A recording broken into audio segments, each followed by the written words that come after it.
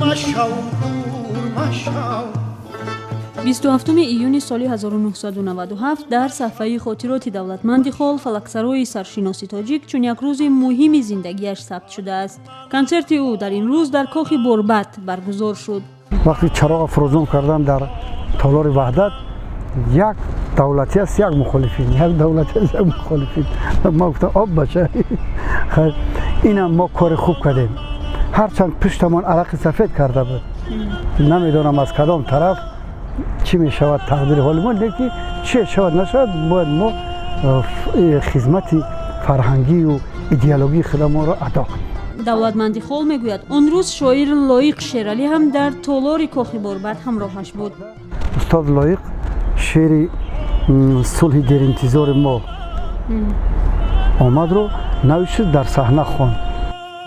بعد از 2 هفته سازشنامه صلح برای برگزاری روزهای فرهنگی ختلان در بدخشان، گروهی از هنرمندان به این منطقه سفربر شدند. دولتمند خال از این فهرست بیرون ماند. با او گفتند سالهای دیگر که تنجتر شود بعد او هم میتواند رود.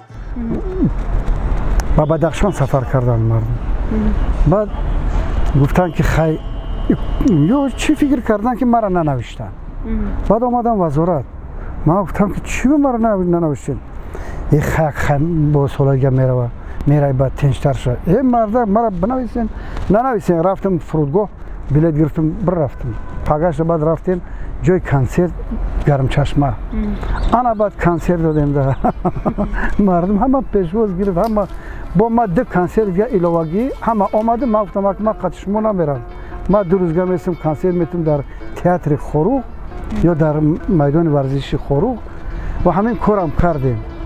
بعد مبلغ کنسرت ما گفتم با این بچه‌هایی که ما یک بچه‌ها خونه‌شون تای خواب مونده بود 2 کس بودن برادرها.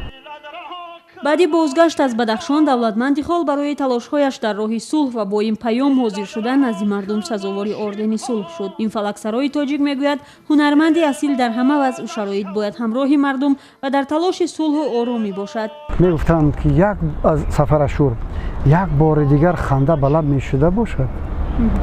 در کشور ما بزم طرب میشده باشد. در کشمکش روز فروزان و شب تار مغلوب و فنا ظلمت شب میشده باشد.